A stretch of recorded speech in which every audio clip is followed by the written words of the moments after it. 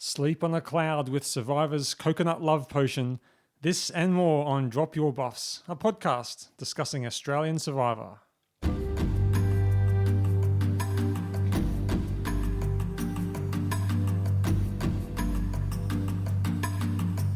On this podcast, we'll be discussing Australian Survivor that aired on Monday, the 17th of October. So if you haven't seen this episode yet and don't want to be spoiled, grab your things and head back to camp. Don't forget to subscribe to this podcast if you haven't already. You can follow us on Facebook and Twitter. Just go to dropyourbuffs.com for more details. My name is Stuart, and with me tonight is my special guest, Eliana. How are you, Eliana? Good, thanks. That's good. Thanks for coming back. Have you still got Craig here? 100%. Oh, I think we do. Okay, so how was this episode? At least someone went home tonight, didn't they? Yeah, it was good. Well, this episode started with a previously on Survivor, except that they showed us a previously on of things that we had never actually seen before. I know. It was like really silly because what's the point of that? Well, they showed us the nighttime at the spa and nighttime at Exile Beach, both of which we didn't see last episode because they didn't show us that. We saw snippets of Exile Beach, but not the footage that we saw. No, so that was that was almost like a bit of a cheat, I thought, but then they take us to the spa breakfast, and that looks very nice, as you would imagine. Mm-hmm. And Matt is talking to the camera, and he's saying that he, Flick, and Christy have forged a new alliance because, of course, remember he was super happy to have won this this reward, to be with the two people that he wanted to talk to the most. And so they reckon they've forged a new alliance, and Flick called it a game changer. She said that a lot. Yeah. Throughout the game. Now, it's day 48, Exile Beach, and Lee is saying everything's wet and they had a horrific night. There's no food, no fire, no shelter. And Lee feeling wrecked, the worst that he's ever been. So it seemed like a pretty tough night for them, didn't it? It was a huge difference between you've got the people on the spa had the best night ever. People on Exile Beach just had an absolute shocker. But Lee can always see the silver lining. He can always see the good things, can't he? Because he said Lee needs Sam to be as depleted as he is. Because Sam's with him on Exile Beach as well. So he wants to make sure Sam can't win any challenge either. Mm-hmm. So I guess Lee can see the good in that.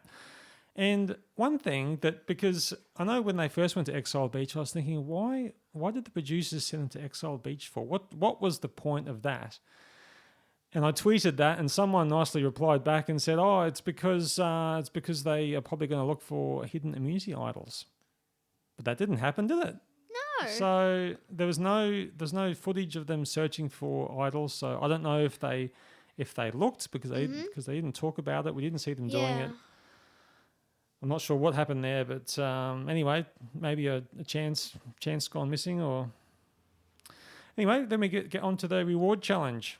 Now, which was this one about again? Do you remember, Eliana? It was a pretty interesting one. Can you describe it to me? Well, it wasn't particularly one of my favorite episodes. No.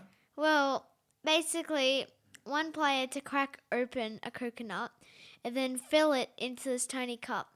And this other player would carry it across a balance beam, then pour it into another player's mouth, and then that player would run across and then spit it out into a cup until they filled it up to the right amount, which was pretty gross. That's pretty spot on, Eliana. That's exactly what they had to do. We've seen similar things like this in US Survivor where they've had to. I don't think so. Maybe. No.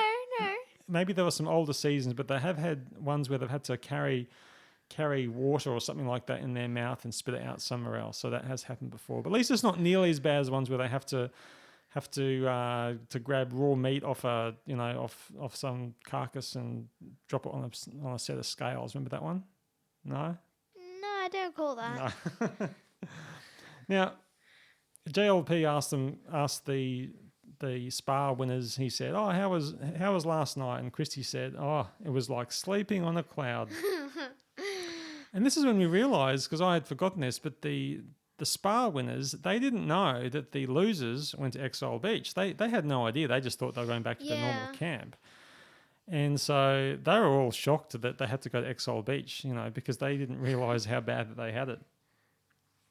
So the way that they set this challenge up was interesting as well, was that they had the Spa winners versus the Exile Beach losers. So you had the people who had a nice rest and had something nice to eat versus the people who had no sleep and no food. Yeah, but I was surprised that the Exile Beach team, they actually won. They did. Well, I guess they may have had an advantage because of Lee. He is much taller when it came to the cup pouring, so... Exactly. I think that's what won it really was Sam and Lee, even though they haven't been the best of friends recently, things have been a bit strained between them. They worked really well together as a team. Yes, they did. Sam was fantastic at pouring the coconut water into Lee's mouth, and so it was even though the Spa team were initially ahead, the Exile team caught up pretty quickly, and they ended up winning. But when the other team was doing the pouring, which was Flick and Christy, it was going all over the place. Yeah, that's right. It was just out of whack. It was. And so what was the reward that they won? Do you remember? Well, the Exile team, they won an advantage in the next immunity challenge, which was really handy. Right, okay. Well, we'll get to that pretty soon. Now, as soon as they get back to camp after this challenge, what does Sam do? Do you remember? He goes straight to cooking rice because he hasn't eaten 27 hours, and he's just trying to get the lunch on. That's all he's worried about. Yeah, he's just stuffing his face with rice. That's right. And then we hear like a little bit of an interlude. We've got Lee and Elle talking to the camera, talking about their special relationship together and how much they mean to each other and blah, blah, blah. And, what I find funny is that Elle is Lee backwards. It is. This all makes them like a perfect couple. It's a bit spooky, isn't it? But and when I saw this, I was thinking, oh no, why are they spending so much time in this episode talking about the relationship of Lee and Elle? Yeah. Obviously, it means that one of them is going to go home tonight. Yeah, and so they're laying a bit of groundwork to, make it more sad when one of them goes. So yeah, that's what I was thinking. When I saw this, I was like, "Whoa, Lee, what are you doing?" Because in the early episodes, he was saying he had kids, so I thought, oh, he must have a wife, but. No. Well, I mean, I think he did have a wife, but they have since separated that now. So I think he's single. So yeah, I don't think that there's anything wrong with him spending time with Elle at the moment. So anyway, I mean, it's great that they seem to they seem very similar people, don't they? And they're a cute couple. Yeah, is that right? Now we're up to day 49, 6 days left. Christy, she's always a little bit worried about, she's worried about what people are doing and saying and thinking and all that sort of thing. And even though she's been talking to Flick and working out alliances with Flick, she still thinks Flick is playing her. Yeah, that is so true. Like Flick, she just uses people like Brooke, for example. She took her as far as she could, and then she just dumped her and threw her under the bus. Yeah. So I would not align yourself with Flick. Well, I mean, Flick is really she's really playing the game hard. So I don't think she's a good player. Yeah, she's not. I don't think she's sort of flipping just for the fun of it. She's trying to further herself in the game. Yeah. So if you can align with her. If your strategies are both going in the same direction, well, it might be worthwhile still sticking with Flick. But it depends, really.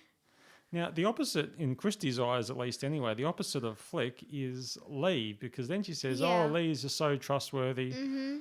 He's such a good guy. And anyway, she was just feeling anxious about the whole situation. So she goes to have a talk to Lee because obviously Christy's feeling a bit conflicted. She's not sure whether she should flip or whether she should stay with Lee and Elle.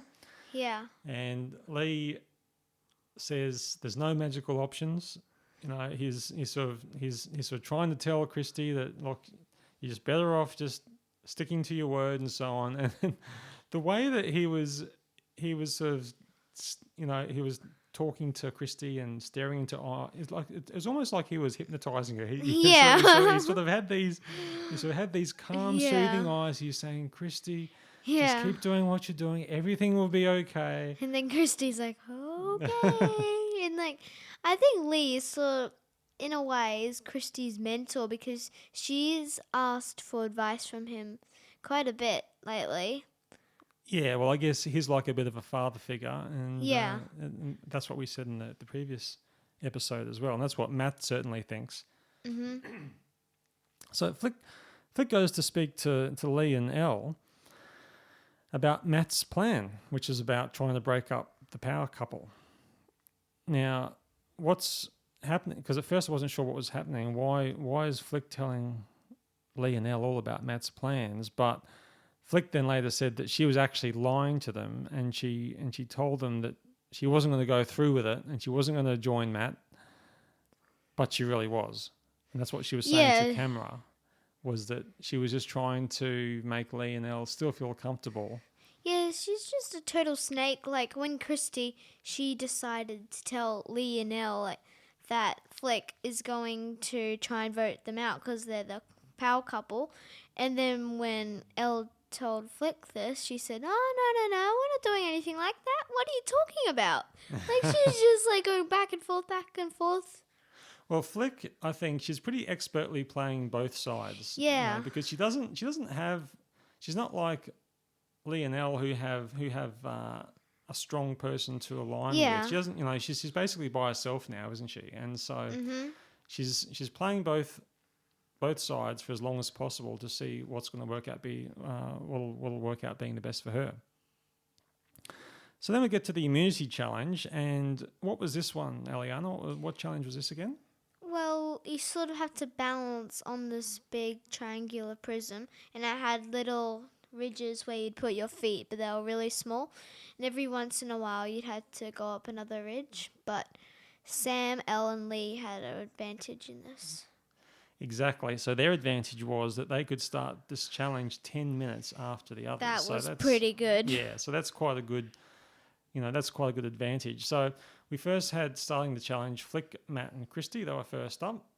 And Flick went out pretty fast, actually, didn't she? Yeah, she did not. No, so she was out after a few minutes, really. And then, but it looked like it was a bit wavy, a bit of wind, a bit of currents going around. So these floating platforms, they were moving around quite a lot. Mm-hmm. Now, 10 minutes pass. That's when the others can join in. So that's when you've got Lee, Sam, and Elle. That's when they get on their floating platforms. Now they all have to move to the next level, so they'll have to stand up a bit higher, and then it goes for it goes up to 45 minutes now pass. Mm-hmm. And then finally, Christy comes off, and then Matt is out, and so now we're left with the three people who are the ones that won the advantage. So they're the ones. So they're the ones left. It's those three people, and then JLP says, "Okay, guys, it's time to move to the top level." This was my favourite part. Yeah, what happens next? Well, when they go to the top level, he counts them in, making them ready to let go. But Sam and Elle, they make a terrible decision. They let go early, so they fall off straight away. But Lee holds on to the last minute, and then he wins. Yeah, it was that's cool. Right. Oh yeah, no, he's a very good player, isn't he? He's very strategic. He's just very good in the challenges. He's very physical, and he won that one. That was probably one that he really, it was one of those times when he really had to very win important. It was a very important win for him.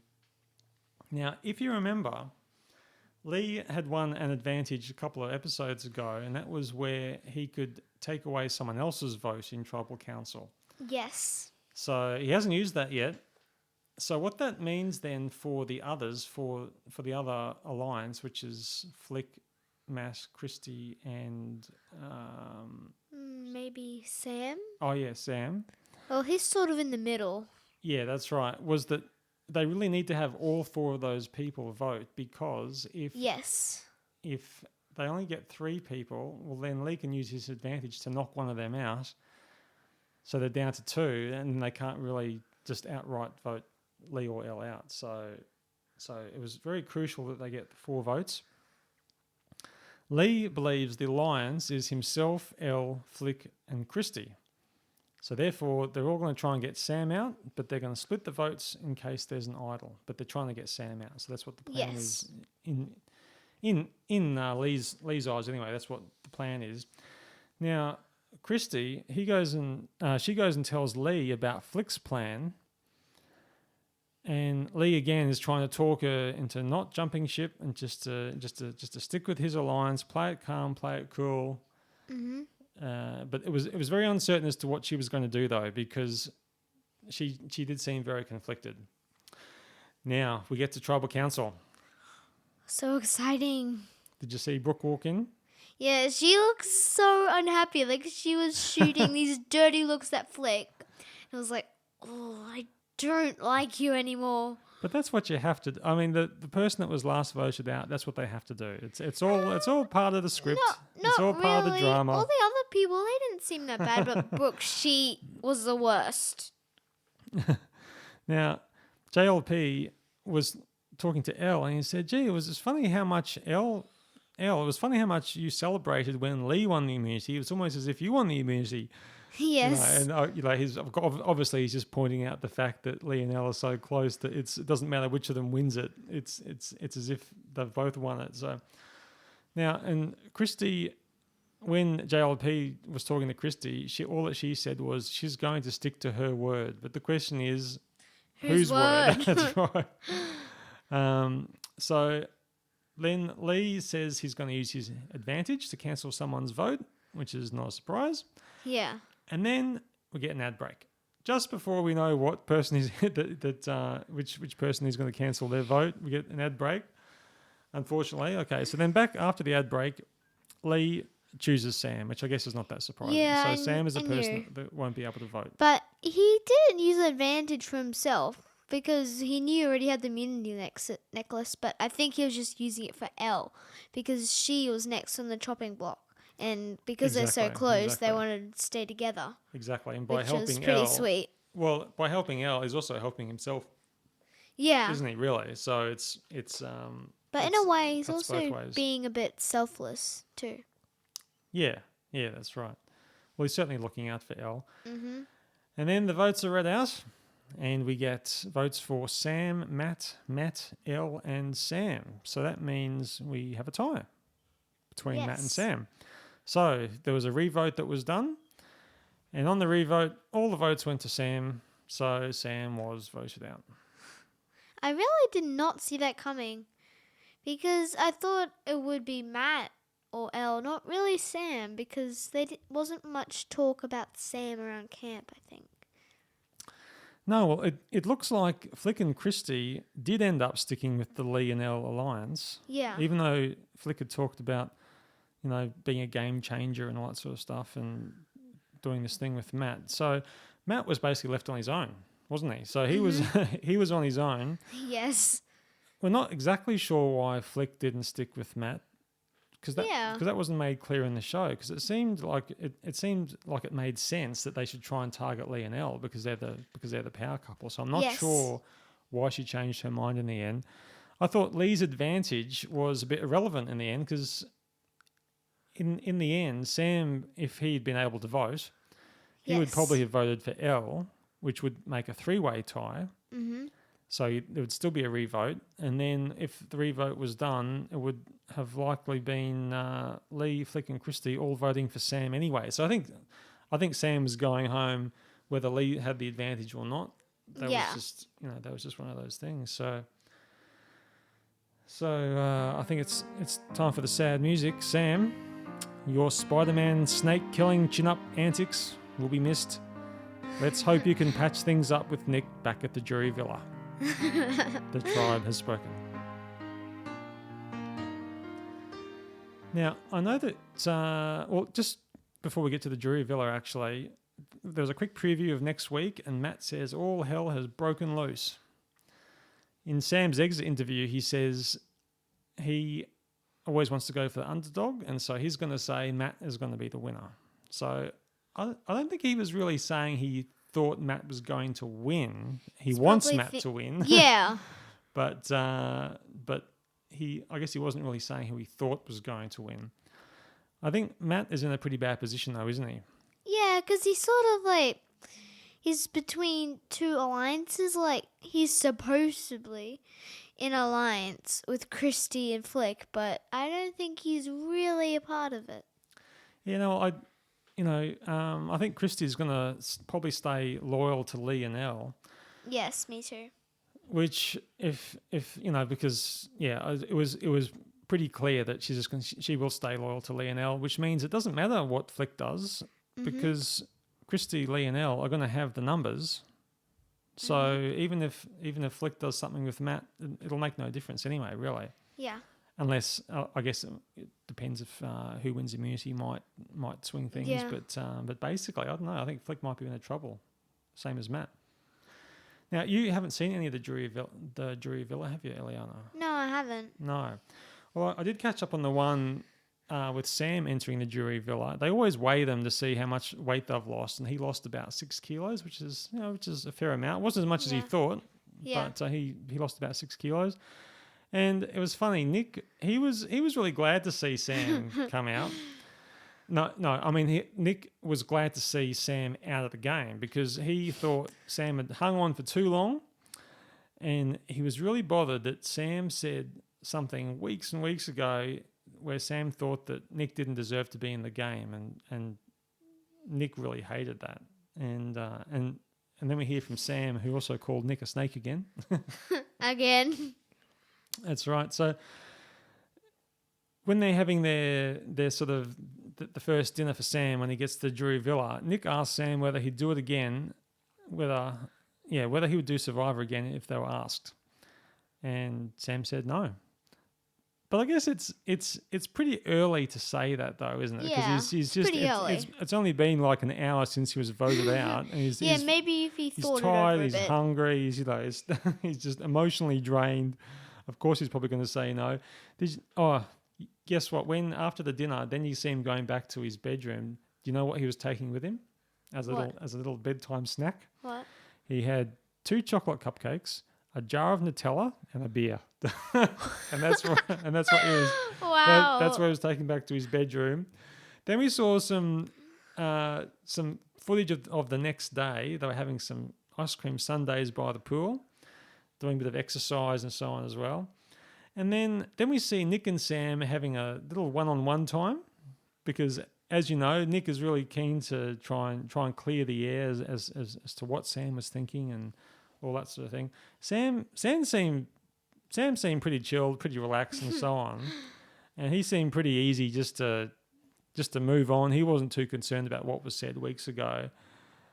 Nick was acting pretty pedantic, and he was waving his arms around, finger pointing. He was just so upset about what Sam had said ages ago, and Sam apologized, but he was really acting like whatever, man. He was just I think that Nick, he just holds on to certain things for too long. It's like you just have to get over it.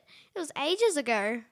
Oh, he does, but I know that he prides himself on being such a Survivor fan, such a super fan, but just because you're a super fan doesn't necessarily mean that you've got super skills at Survivor. Yes. And that you should be in the game and you should get the jury and you should win the game and so on. So now, I did see a couple of tweets. And they were both from JLP, actually. He had some funny tweets, actually. The first one he said was, hang on, I thought Matt was the resident magician. Did Lee just hypnotise Christy with his eyes? And it was pretty much the case. That's what we spoke about before. The other one I thought was also quite funny. He said, coconut love potion wins the day for jilted lovers Sam and Lee, with Elle cracking their nuts. Wow. So that was pretty funny. Now, we've got a new segment that I thought I would bring up, and the segment is called 100%. 100%. That's right, because we just like to track how many times have they said 100% in the episode. Now, did you hear it this time, Eliana? No, I haven't really picked it up this time. Well, they only said it once during the episode, but they also said it once during Sam's Jury Villa episode as well. So I think I'll just call that twice. So so they've said it twice. So so there's always someone that's going to say 100%, isn't there? They certainly have a thing with numbers. They do. They do. Is there anything else that you wanted to bring up tonight, Eliana? Well, there's just one thing I wanted to say. Have you ever noticed during all the challenges, JLP just looks so oiled up? Like, he looks so shiny, like all his arms and everything. He's just glowing every time. You reckon he's been all dolled up for the camera just before the challenge, so he looks extra Yeah, because cool? like it's not like when you go out and you stand in the sun, you just look like that naturally. It's just stupid. He does look pretty shiny, doesn't he? Yes. Maybe he's just showing off his muscles or something. Mm-hmm. Yeah. Oh, well, thanks everyone for joining us. It's been another good episode. Thankfully, someone went home, which is always good to see. So we've only got 3 more episodes left. Very Can't excited wait. about Sunday, Monday, Tuesday. We'll finally know who'll be the sole survivor.